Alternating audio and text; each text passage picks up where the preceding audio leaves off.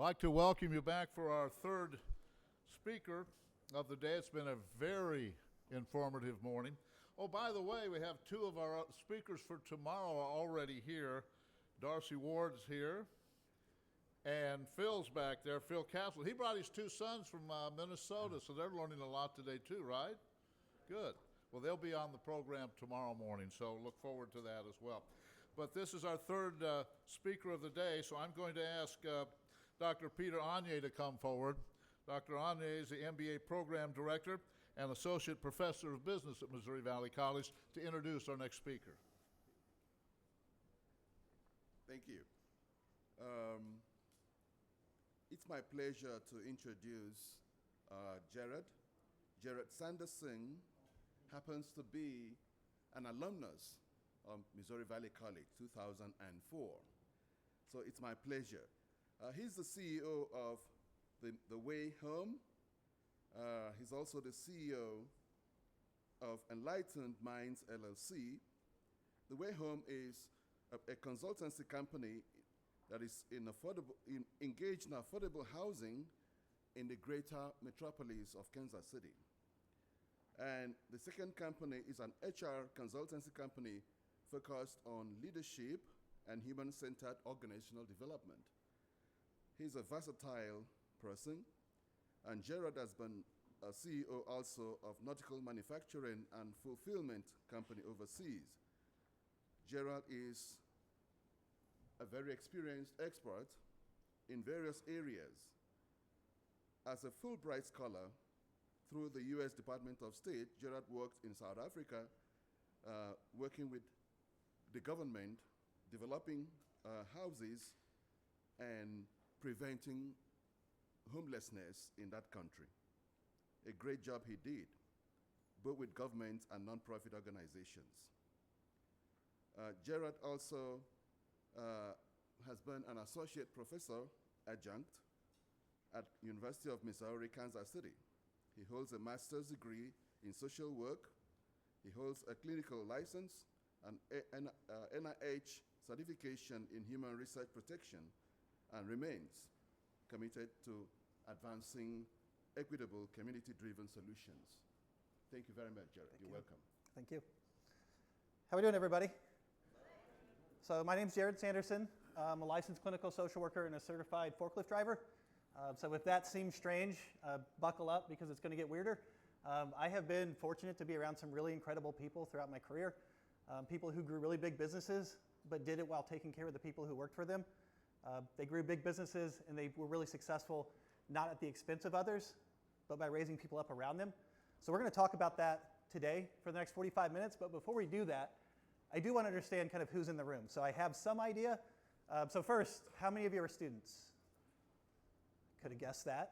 How many of you currently have a business that you've started, founded, or currently running?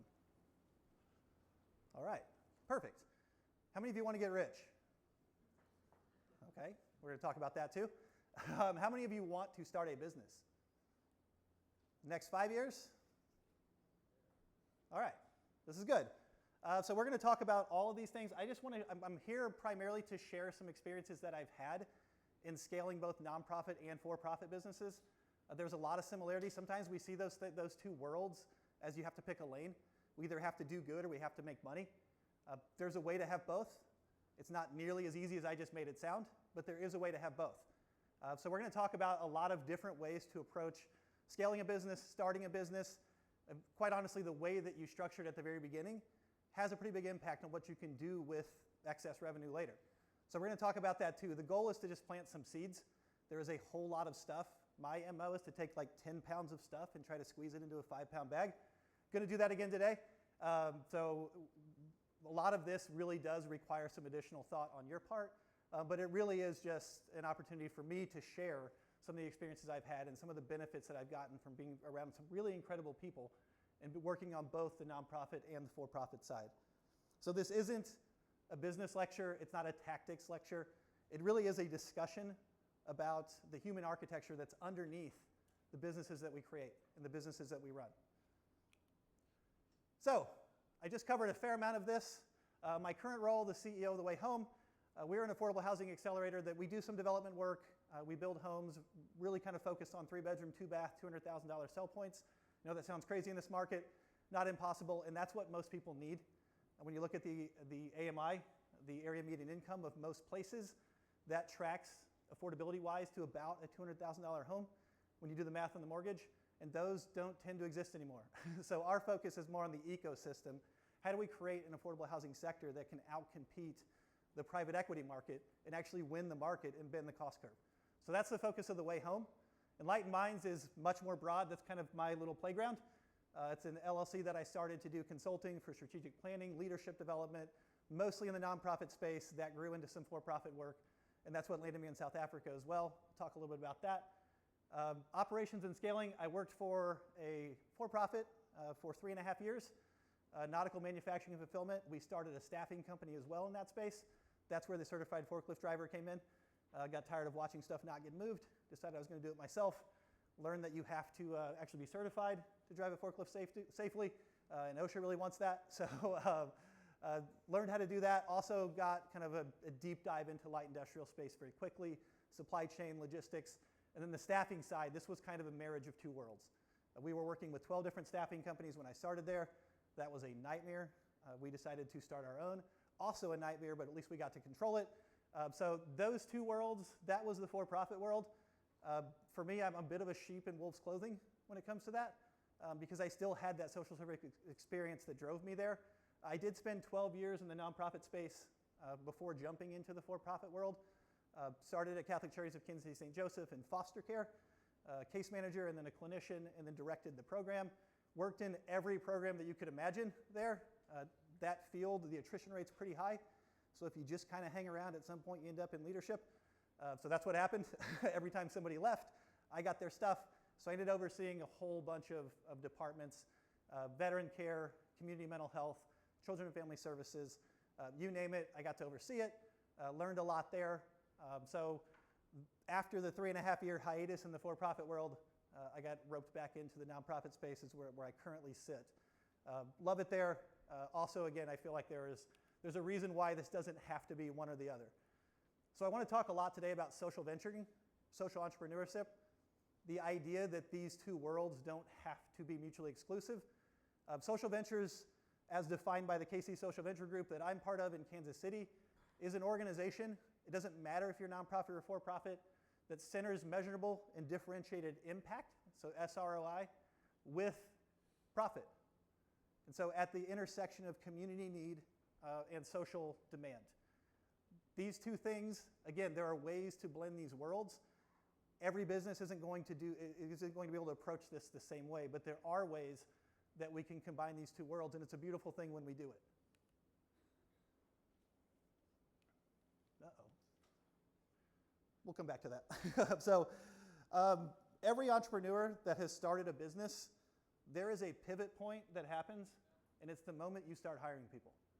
So the moment you hire people, you have stepped into the world of social impact, whether you know it or not.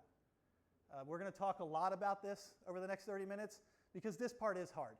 I don't want to gloss over the idea that when you start something new, quite often it's bootstrapped. Every now and again, you kind of find that sweet spot where you've got a bunch of cash, or somebody gave you a bunch of cash, and you've got a runway. Most of the time, it does not work that way. Most of the time, it is a labor of love. Entrepreneurship is hard. It's also one of the most rewarding things when you see something that was an idea come to life. But it is difficult. So those early phases, we're going to talk about how that looks different than what it could look like 10 years from now.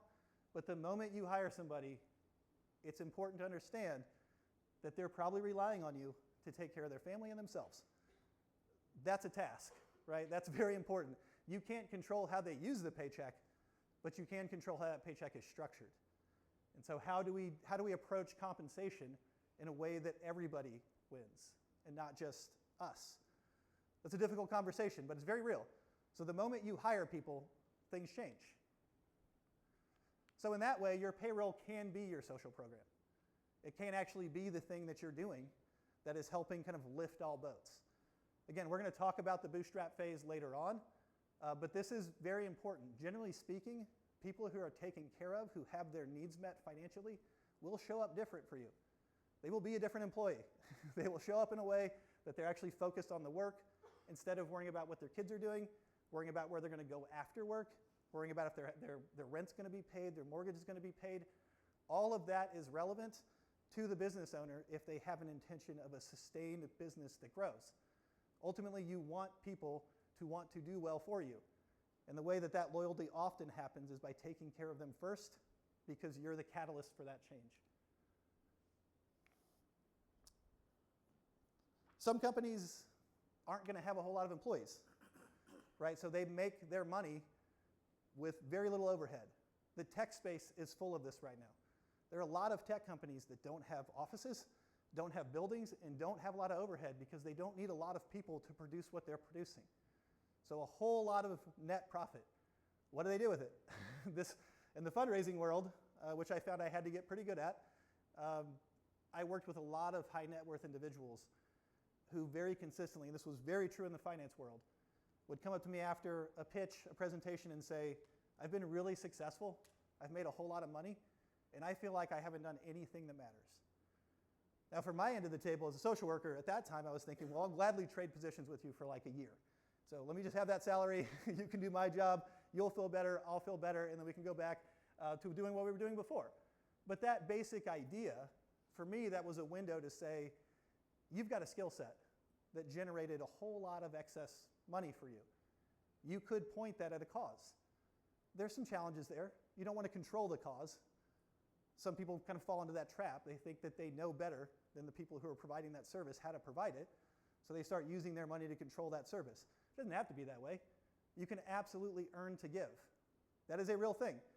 That is an honorable thing. So if your company's really good at making money, doesn't have a whole lot of employees, or you're just being honest, you've got gig workers, they know that, they're contractors, they're not relying on you, great. Fully informed consent, we're all moving the same direction. So that's another way that this works. Sometimes though, the business itself, the product is the social impact.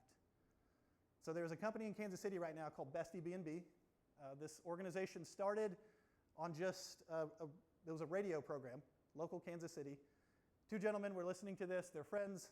There was a domestic violence shelter staff who was talking about the number one reason that women don't seek shelter or accept shelter when they're in an abusive relationship is they don't want to leave their pet behind. That sounds crazy to some people, but if you have a dog, you understand. And if that animal has been the only thing that you could trust for a very long time, and the thing that kept you safe, of course you're not going to abandon it. Of course you're not going to leave. Now, these two gentlemen very quickly thought, we can't solve that problem through bricks and mortar solutions. We can't build enough shelters. It's going to take forever. It's probably too expensive. We can't do that. But then they started thinking, what do we need? We need people to watch dogs. There are people everywhere who will foster dogs, who will watch dogs. They do this already. So they created an app to connect people who wanted to care for pets for women who were in abusive relationships so that they could leave. Very simple solution, right? That started with the purpose first. The product is the purpose. Of course, they still need to treat their employees well, but by virtue of doing what they're doing, producing the thing, they've just had a social impact. Very, very cool thing. One of the coolest, again, very fortunate to just kind of have stumbled into meeting them early on in their journey and have watched them grow. And they are now in 19 states. They started 3 years ago. They've got, I think, 50 to 60 partner agencies. This is going to continue to grow because, again, it's undeniable. Right? There's no question that this is an obvious solution that works, and it's tapping into something people are already doing. This idea of slacktivism, creating channels that have no friction. Somebody was already going to foster a dog. Why not do it for this purpose? So those are very simple, easy ways, on paper anyway, to create that impact through the product itself. They now have private equity coming to them and saying, your software is really great. Can we potentially turn it towards more affluent populations who just want their dog watched when they go on vacation? That's a thing. That's a market. At some point, they'll probably do that. They're very dedicated to the purpose of this, first and foremost, being that social mission. So right now, they are saying no to all of that private equity money, which requires a level of discipline that a lot of us probably don't have. So good for them to stick in that space and say, I'm not going to let someone else control this until it is what I want it to be. They also had the benefit of running some successful companies before this, so they had a cash runway. So again, sometimes you have to make some difficult decisions to just get it off the ground. And it may not look 10 years from now what it looks like at the very start. And that's okay. So before we move any further, I want to stop there and just start offering some truths that I've experienced about starting and growing businesses. And then we'll move into a framework for how to actually kind of implement these things in a way that, from my perspective, is sustainable. The first truth is that there is no hack for discipline. There isn't. AI is great.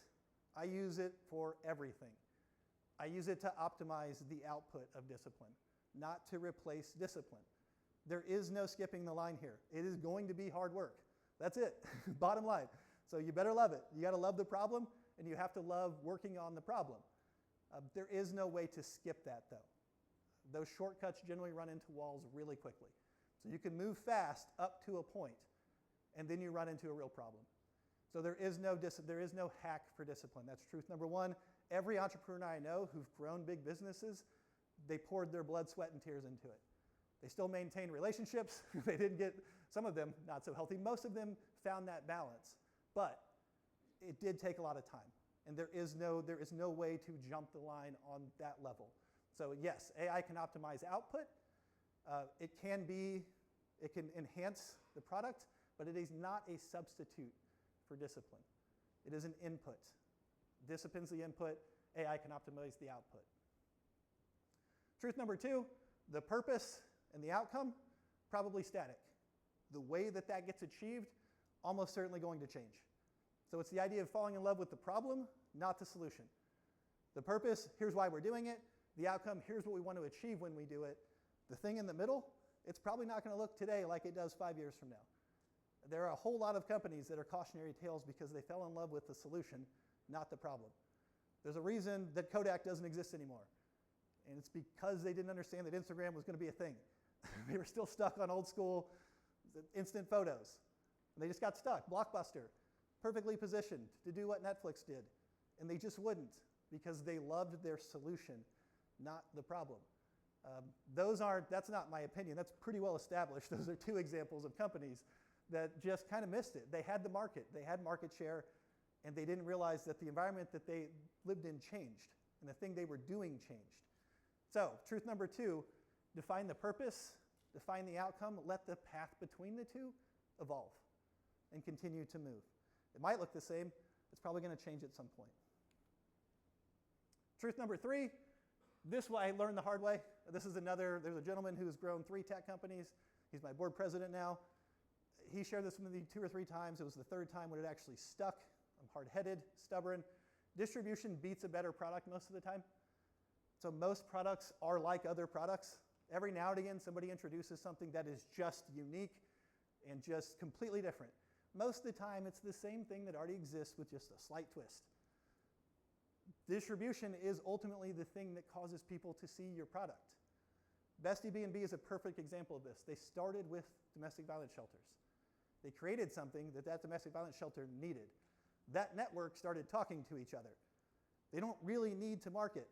Those organizations are so desperate for the solution that they created that their customer is now doing their marketing for them. So thinking about how your product or your service is going to get distributed is oftentimes more important than adding 10 bells and whistles to make it slightly better. Right? If you can find the need, and if it's organic, if your idea generated from talking to people in different industries who said, I really need this. This is what's causing me a headache. Here's where I'm stuck. Here are my bottlenecks. Once that gets adjudicated, it's going to sell for you. But if you continue to try to create some enhanced product that no one can find, it can be really great. And you're the only one who's going to know it. So I want to take another pivot here with those 3 truths in mind and start talking about a framework. I don't have a better acronym for this. I'm sure there is one. We're really coming off the heels of Easter, so PEEPS is fine. If you put them in the microwave, you're initiated. If you haven't, you need to. They are a much better product when you've microwaved them. So the PEEPS framework is the idea that there's a pathway to sustainable profit that starts with purpose. Purpose generally leads to engagement. Engagement generally leads to efficiency. And efficiency leads to profit. And that kind of profit is sustainable. Purpose. We're going to start there. Purpose is a funny thing. So people who want to get rich, yes, but that's not a purpose for anybody outside of you most of the time. So your employees probably don't care that you want to get rich.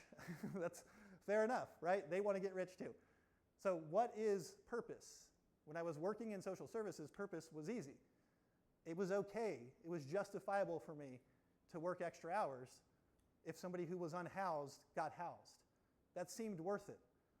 Then I moved into the light industrial space, and working extra hours to move 1 million 2-ounce souffle cups from Shanghai to the United States so that somebody at Costco could dump a pretzel in the mouth and throw it away, that didn't feel like purpose in the same way. It was different. But what quickly materialized for me was that human aspect of employing a bunch of people. If we got really good at what we did, if we dominated the market from a performance standpoint, we would be in position to take care of people, to take care of our staff, and they could take care of each other. That is a different kind of purpose than making sure we get enough plastic into the United States. That is a purpose that people can rally around. Now, being very intentional about inventory control and cost control and making hard decisions, it has a different meaning now because we're all in this together. And the only way that pays off in the end is if you prove it when the results happen. If people aren't benefiting from the value they're adding, they're not going to keep adding that value. That's purpose. Purpose is bigger than ourselves. It's something bigger than the individual. It is possible to generate purpose anywhere. Again, plastic cups. That was not the sexiest thing, not the most motivating thing. But once we had a team of people who could see that if we get really good at this, we can take care of each other, well, now it wasn't about the cups anymore. It was about working together to achieve something and be the best at it. That's true everywhere. If this is still a sports school, I'm assuming it is. I played basketball for 4 years here. If you're on a sports team, this is something that's inherent to your being right now. That working together as a team to achieve something is bigger than yourself. And it's an incredible feeling when that happens. That can be replicated in any workplace that is intentionally trying to do it. Engagement. Pizza parties are not it. Of course, they're fine. Forced fun, fair enough. That's not what engages people. Engagement is when people care about what they're doing, when they know that there's a purpose, when they're taken care of, when they can see the benefit of their work. Engaged people will find efficiency for you faster than any system. Systems can enhance it, but the people who are closest to that work are going to be best positioned to understand how to fix it and how to make it go faster. They have to care to do that. So many people are showing up to work and just going through the motions because they haven't been given reason to care about the company they work for. That's a problem. The gig economy is generating a whole lot of, I'm checking in, I'm checking right back out. Not going to get too involved, not going to get too invested because I don't feel like anybody's caring about me anyway. It doesn't have to be that way, right? We don't have to pick a lane. We can actually marry the two of them up and create engagement that lasts. People who are engaged tend to stay longer, show up better, show up different. That also tends to correlate with companies who are paying at or above market on the salary side. So again, money's not the only way to do this, but if that's lagging, it's pretty hard to sustain it. So this leads to truth number 4. This is my own thing. Employees are assets to invest in, not expenses to control. That is a very difficult proposition for some companies that I've worked with. This does not mean you don't have hard conversations with people. It doesn't. This is not a substitute or an avoidance of very real conversations that happen sometimes when it's just not working out or when something didn't go the way you thought and you have to downsize. There are ways to do that with respect and dignity and centering the person first. There are also ways to do that to just bypass all of that. If you see employees as assets to invest in, then the idea of training and developing people so that they could work anywhere, but you treat them so well that they never want to leave you, perfect sweet spot. You've got folks who could do anything, and they will not leave. They're going to perform. It kind of gets rid of your HR needs too, because now they're going to recruit for you. Every time you have a position come open, you've got the best people, they know the best people. It's a beautiful thing. When you have to constantly go back to the market and put out 100 applications or read 100 applications for one position, you want to talk about cost control? That's an absolute mess. There is really difficult to quantify how expensive it is to cast 100 or 200 or 300 person applications for one position. It doesn't have to be that way. So the early stage reality, again, the bootstrap compact, there are times when to start something, it just requires a lot of work. It requires a lot of people doing a lot of work, and they may not get paid real well out of the gate. My personal opinion, I think that's okay if everybody's in on the joke, right? I mean, if we're just having honest conversations with people. Potentially there's some equity options on the front end, which is if you help me make this thing go, you can have some of the company, right? You'll get the benefit later on. That's a pretty common strategy. There's some risk there because now you're sharing something with somebody who you may not know yet. So due diligence, structuring it the right way. That's a pretty common example of what happens in the bootstrap phase is equity instead of salary. There is a gentleman who talks a lot about economics and business growth, Scott Galloway. I don't endorse everything he says, but he has been talking recently about this pivot from kind of trying to control expense as much as possible out of the gate to reaching a point where he just wants to outpay the market because he recognizes the benefits of having invested, engaged people who are just making sure that everything is okay so he doesn't have to constantly step in and try to fix things. Attrition is a really difficult thing. When people start leaving, you start noticing one of the best ways to get people to stay is to treat them in a way where they never want to leave. So the bootstrap compact, for me, it's informed consent. It's very similar to a social work practice. Everybody is aware of the landscape. There are people who want to contract. They want to work 6 months at a time, move on to the next thing. Great. That's perfect. We're in agreement. I need 6 months of work. You're willing to do 6 months of work. We're all on the same page here. It's when people are misled or believe something that isn't true about your intentions that things go sideways. If somebody thinks they have equity in a company, if there's been some verbal conversations but nothing in writing, this stuff gets ugly really fast. And it can create a situation where the business you grew and created is no longer yours. So making sure that you're very clear and intentional up front about who you're working with and why, and how that's scoped in actual written language, really important to protecting the thing later on. Efficiency comes from a coalition of the willing. Again, engaged employees will find ways to be efficient. So how do you build a coalition of the willing? Again, purpose, engagement. You will find efficiency. It happens every time, without fail. I mean, this is one of the universal truths. Engaged people will find a better way to do things. They're closer to it. They care. They will find a better way to do it than anybody looking down on it can achieve. That collective intelligence is unstoppable when everybody cares. Profit is downstream from all of that. There are ways to jump the line and generate a lot of profit really quickly. And those companies generally aren't around very long. Or they sell and somebody does it again. So positioning a company to sell, reducing expense as much as possible to try to maximize the return so that your 5-year or 10-year projection looks better, that's a strategy. I'm not going to tell anybody that they shouldn't do that. I can tell you that there are consequences to doing that. So considering those consequences, really important. I'm working with somebody right now who has got a company that's growing fast, tech company, warehouse management systems. Her goal is to build it and sell it so she can take the revenue to do the things she actually wants to do. Is she going to be fully committed to making sure she's taking care of everybody along that way? No, she's using contractors to do most of the work, specifically because she does not want to own it in the long run. She wants to sell it so that she can then do the things she actually wants to do. That all makes sense. Purpose-driven companies outperform the market. This is Harvard Business Review stuff. The next generation of consumers, the research is, and if this is not true, feel free to tell me I'm full of it or people have mislabeled you, care more about what the company actually does and how they treat their employees. And that's driving purchasing decisions. So companies that actually demonstrate that they care about their communities and don't see themselves as separate from the ecosystem are likely to win in the future. That may change, but right now that's true.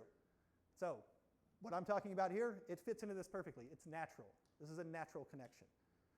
The other piece of this that's really, really scary is right now, this is Gallup surveys. They've been doing the surveys for years. 2/3 of people say they're checked out, that they just don't, they're showing up and going through the motions at work. Again, this churn can be stopped, but it is very ugly. I mean, the supply chain world is 7 or 8 layers of brokers who are taking percentages off the top every single time of every product that moves from one place to another. I think we can upset some of that if we actually create environments where people want to stay and they're engaged in their workplace as a community, as a culture, to achieve something bigger than themselves. That's not a good trend. I hope that we can turn that around because it's not great. So, sustainability. Purpose-driven profit withstands the test of time. Again, if you've got the purpose and the intended outcome mapped out and the method is evolving to just match the moment, a lot of businesses don't make it. Most people who've started and ran and grown successful businesses have started 2 or 3 that failed. That's just the nature of it. There's a whole lot of creation, a whole lot of iteration. You're learning from it. A lot of them don't work out. That's okay. But the ones that do, that are still here years from now, imagine if they were purpose-driven in the way that they took care of their people and the way that they engaged in their communities. I had the benefit of kind of cutting my teeth with somebody who was the second employee at a company that grew to 13,000 employees in 130 countries, sold for $4 billion. Every single person who I've ever met who worked for him would die by that guy. Now his competitors, not so much. the people who he's eating alive in the market, not so much. But the people who worked for him, to this day, I meet people every single day in Kansas City who are like, wait, that's your board? He's on your board? Oh my God, I love that guy so much. Because he just did things the right way. Most honest guy I've ever met, doesn't pull punches, tells you exactly where you stand, and also just cares. It's simple, right? We don't have to overcomplicate it. He just cares. Made a lot of really hard decisions. Even when he made hard decisions, the people who were affected by those decisions came out respecting him for it. That is all possible. We can have that world. We can do good things. We can make money too. Alignment is not a destination, right? So when we're talking about this world that we're creating, it's not static. You can't create it and then forget about it. It lives and breathes. So you can have a really good environment with engaged employees. And if you pull back and something changes in your psyche or the way that you approach employees or the way you approach the company, it can change, and it can change really quickly. So it's really important that we don't lose sight of it. It's a living practice. We should be constantly asking the hard questions, constantly digging in and asking for feedback from the people who are making the thing go. It's very easy to kind of get complacent and feel like we've got this thing nailed, and then 3, 6, 9 months down the road, you start noticing things feel different, they look different, the outcome is now different, and you track it back, something changed. Something changed in the life of somebody who was really important in the company sometimes. I mean, people's lives are not stopping just because the business is doing well. People are going through all the things that people go through, and it's hard, and it changes the culture sometimes. Being plugged into it and aware of it, it helps you get out in front of the inevitable downslide if you're not paying attention. So embrace that evolution. Again, that method is constantly changing. So is the spirit of your teams. So is the culture of your organization. So evolve with it. The things you do right now that will build engaged teams may not be the things that will work 5 years from now. That's okay. If you're hearing that feedback, if you have a feedback loop that keeps you connected, then you can move. You can move with it. As long as your heart is pure, the purpose is centered, the outcome's there, we will find a way to get there. So I've always found this to be helpful for me, is leadership is not defined as the exercise of power, but by the capacity to increase the sense of power in the people that are being led. Distributive leadership, I have found, is the best way to scale something. If you're trying to control all of it, there's a ceiling to how big anything you're working on can get, because you can't do it all. But if you're creating a space where people are empowered to grow with you, and then you're building people up who you can trust around you, scale now becomes possible. Because now you've got a whole bunch of yous doing the same thing. But if you're trying to control and own every part of it, there is a ceiling. You will hit a wall, inevitably, because you can't do it all. You just can't. And if you try, inevitably you'll burn yourself out, and the whole thing falls apart. So figuring out ways and recognizing when directive power versus distributive power. Distributive is, to my mind's eye, the best way to scale. Doesn't mean there aren't times when directive leadership is needed. In principle, distributive power is the way to grow something and get people engaged in growing it with you. So, I want to wrap up just by saying it's possible to build ventures that build people. I've, again, had the benefit of doing this. I've worked in the for-profit world. I've worked in the non-for-profit world. I've been around leaders who were directive, who are distributive. I think I'm biased here because the companies that I've seen grow the fastest and the biggest just so happen to be run by people who are doing it the way that I'm talking about. So I didn't make this up, I just witnessed it. And then I witnessed the difference when it was somebody who was taking a different approach. And I noticed how I felt in that space. And generally, I don't want to make excuses. I just kind of sit on stuff, not very talkative. Reason first, emotion second. So it's easier for me just temperamentally to move through some of that stuff. It's not the same for most people most of the time.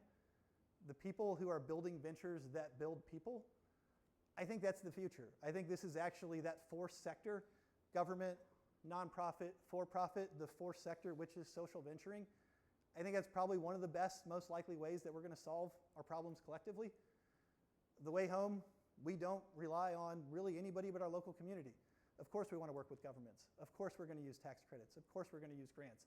But those are force multipliers. The engine is us. We can control so much if we just agree on the philosophy of how we're going to do it. So waiting and being concerned or frustrated about a discussion that's happening at a federal level that probably doesn't have to change anything you're doing right now, there is so much power in just deciding we together, as a community, as a company, as a neighborhood, as a city, we're just going to fix this stuff.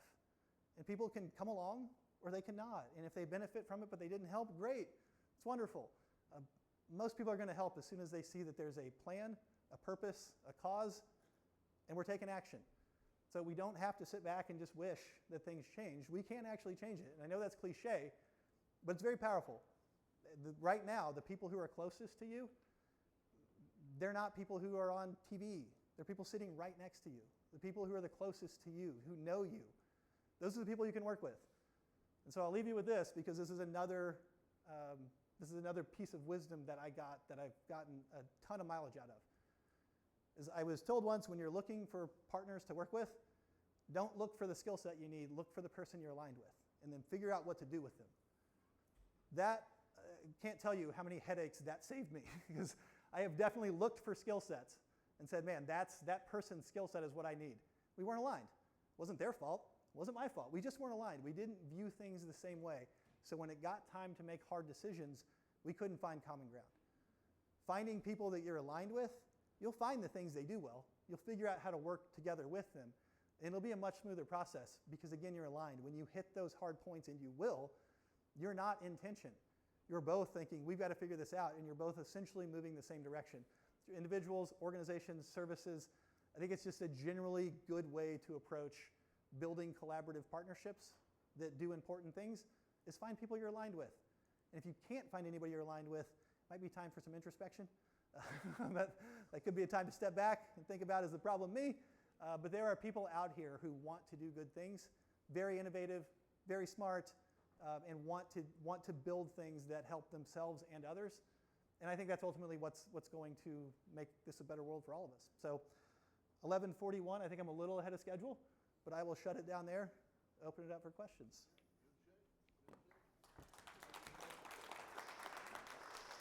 Thank you, Jarrod. Again, if you have questions, we'll send the mic around. So who's first? There we go, back there.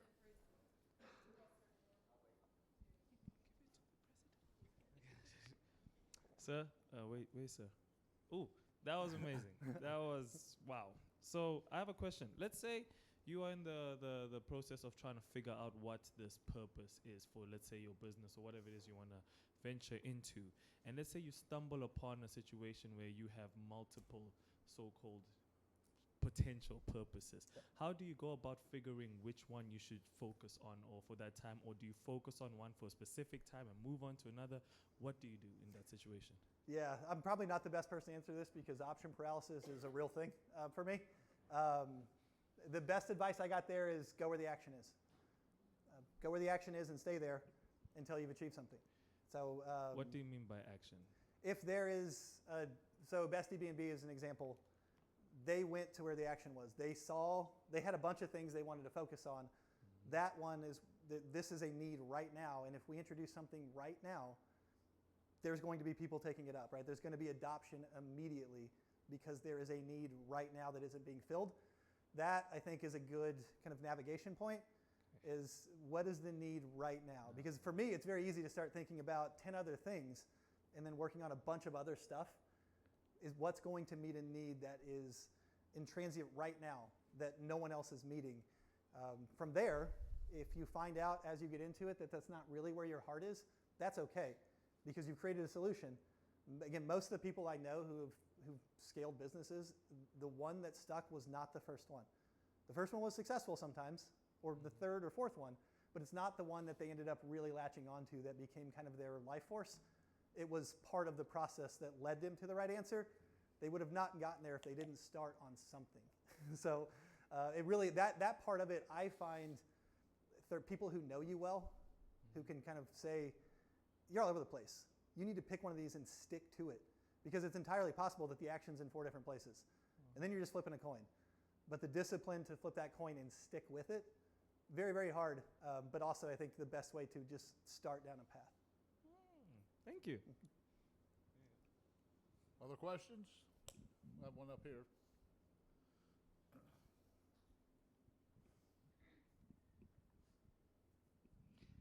Thank you for that. Very well done. I love your take on the fourth sector of our economy, and you're speaking my language there, because you and I could spend a long cup of coffee on that topic. I think about our students that are here, and I'm thinking back to 03 or 04 when you were in their seats and you were thinking about whether it was Fulbright Scholar or your career path or some of the things that you were doing. What are some of the pieces of advice you would give them at their stage of their life, right? And making that connection and that next jump between the theoretical concepts and the experiential learning and these components that they're taking with them and relating it to that next step in their life. What's some advice that you would give them there? Yeah, I mean, honestly, I stumbled into the work. So retroactively kind of going back and thinking about what worked out well for me, I said yes to a lot of stuff. There's obviously a challenge there. But I fell into a groove where it was say yes to everything, promise nothing, and then get as much done as I can. Because it allowed me to kind of work in a bunch of different spaces. And so the best space for me was when it was clear somebody needed something and they didn't have an answer. It's like, well, I'll try it, because there's no pressure. If it doesn't work out, it doesn't work out. You didn't have an answer anyway. So if I fall on my face, so many of the things that led to things that led to things that ended up being really cool was me just saying, yeah, I'll try that. I'll write a strategic plan. Never done it before.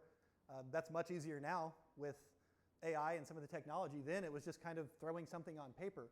I have found that there are a whole lot of people who are visionaries, and then there's some people who are integrators, and they don't often talk to each other. So there's a lot of people who have ideas, but they don't know how to operationalize it into practice, which is actually, cheap plug, the tagline for my consultancy is operationalize your why. Like, you know what you want to do. You've got an idea of what you want to do. How do you turn that into daily activity? That part of it, I found, is just kind of a way to get into different spaces. Was somebody was expressing a vision, and then it became pretty clear they didn't really know what to do with it. And so then I just volunteered to take a shot at it.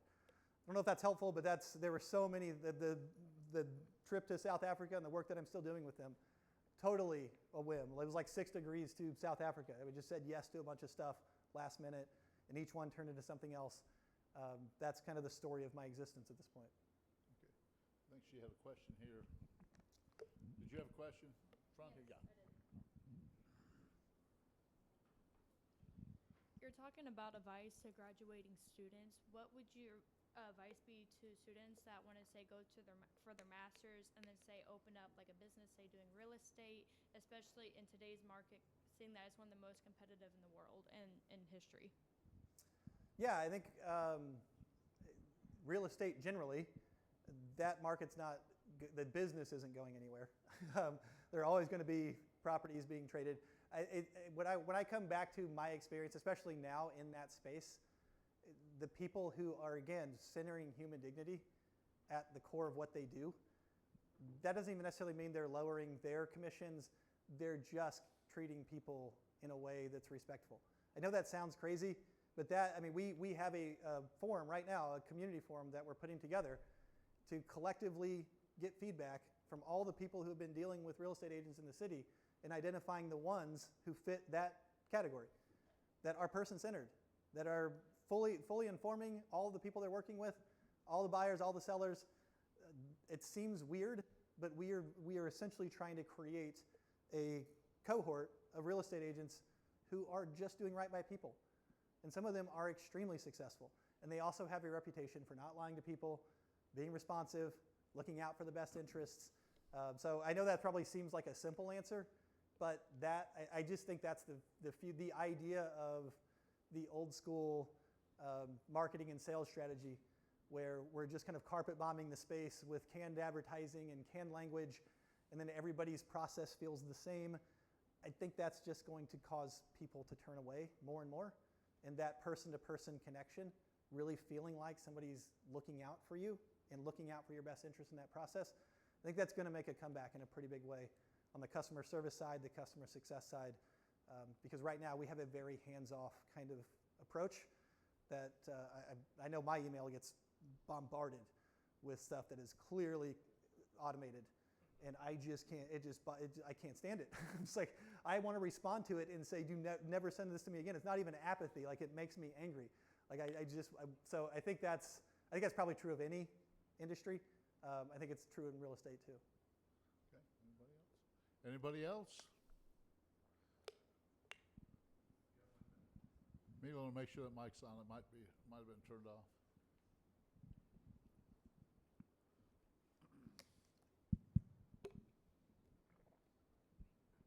So you talked about investing in employees.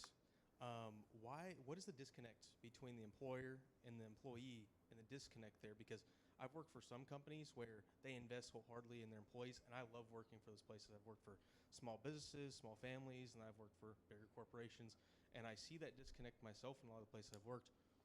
Why is that, or what is that disconnect that's going on between the higher level and the lower level?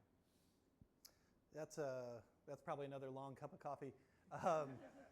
I was fascinated by, this is going to sound like a name drop, a neuroendocrinologist that wrote a book called Why Zebras Don't Get Ulcers. And then it was about stress and just human stress, animal stress. He did some work about how poverty impacts the brain. And it's the idea that when you're in constant, steady states of stress, it's really difficult to get out of that when the environment's safe. You still feel like you're being chased by a lion all the time. What that kind of led me to was that affluency affects the brain in a very similar way. It makes you blind to the experience that a lot of people are having. And so for me, on the fundraising side, I had to get over that idea of, I need you to agree with me on what people need and stop thinking about what people deserve, because deservedness is subjective, need is pretty objective. So once I got over myself, I was like, I don't need this person to agree with me. We just need to agree on the solution, not the cause. I think there are a whole lot of people who just don't have a way to connect, I would put myself in this category if I didn't stumble into social services. I had most of the stuff that I wanted and all the stuff I needed as a kid. We were not rich. We were paycheck to paycheck. I never knew it. I think there are a fair number of people who it's not intentionally cruel. That's probably out there. I think it's a very small percentage. I think it's more just people don't have a way to connect to that, what it feels like to just not be able to meet your needs. And so then it's like, I'm running a business. Why should I care about that? Because it just feels it's not intense enough to matter. So I know that's a bit letting people off the hook, but I think most of the time it's not malice. It's just a lack of understanding. I mean, that's true of all of us. Every one of us has that bias in us somewhere about someone, where we just assume something, and then once we're close to it, we start realizing, it's not like I thought it was. I think there are a lot of folks who are in positions, and then there are times when the company's just not well ran. And so you can be as friendly as you want. If you do not have the cash, you don't have the cash. And I think that's those two worlds combined, sometimes you get some pretty ugly stuff from the employee side. All right, we'll have a final question here before lunch. Go ahead. I actually have two questions, but they're connected. The first one is, if you could share with us, how do you apply all this to your business? And the second question is, how do you make sure that your employees don't take advantage of the situation? Yeah, those are both really good questions. Applying this, the way home is kind of the newest thing where I just get to try all these things. So purpose, outcome, the method, we have changed in 9 months completely. Because the ecosystem is where we landed on this. The problem is the ecosystem. There are operators who are already really good at building homes, really good at taking care of people. We don't need to try to do that. There are people who do that. What they don't have is capital. They don't have pre-positioned capital to move fast and to outcompete private equity-backed for-profit developers. So if we want to be helpful here, don't try to do the thing they're already doing really well, which is what we were doing when I started there. We were building homes, 10 a year. 10 a year is not moving the needle. It's great for those 10, but it's not changing the affordable housing crisis at all. So we need 10,000. We need 20,000 to start bending that curve. So how do we catalyze the entire ecosystem? That was an example of purpose, affordability for everybody, intended outcome, stability for everybody. The method changed. So being open to changing that method, direct application in the last 9 months of that principle. Generally speaking, the employees as asset side, that's just kind of where I sit because that's the way I was treated. Got lucky, and I know the benefit of that. What was the second question? Yeah. I think that's a great question because that is one of the concerns. There's a whole bunch of work on the front end of making sure that somebody's a good fit. I personally like a lot of value propositions, trust, loyalty, honesty, right? If you have to pick one, you pick honesty or pick loyalty, right? Like going through some of those kinds of exercises with people, once you understand your own value set and then start matching up who has the same values that I have, which again, this isn't necessarily good or bad, right? Honesty and loyalty, pretty difficult things to pit against. Some people, they're just gonna be honest with you. They don't care if it hurts your feelings or not. Some people, they're gonna be loyal to you, so they're not gonna be honest with you because the relationship with you is more important. You kind of need to know which one of those sides you land on. From there, you can start kind of surrounding yourself with people who align. And then you don't have to worry too much about it. That's harder at scale. So there, I think having some very specific ways that you approach different positions, whether it's temp staff, entry-level staff who probably are going to turn over frequently because of the nature of the position, it's seasonal, up through, and just creating some very intentional approaches. When you get to people who are supervising people, figuring out ways to create that value alignment through just value testing and some friction, making it a bit uncomfortable in the interview process, is a pretty good way to determine who's going to work well with you and who won't. But you got to know yourself first. That's the big. You got to know your value set because there's no baseline if you don't know that. All right. How about another big thank you for Gina, Israel, and Jarrod. Great job. We always appreciate you taking time out of your busy schedules to be with us. Okay, it's time for lunch, so stay for lunch and also network with our guests. If you have plenty of questions, this is a great time to visit with them even some more. So enjoy lunch, and we'll see you again tomorrow morning. Hey. Oh, thank you. Likewise.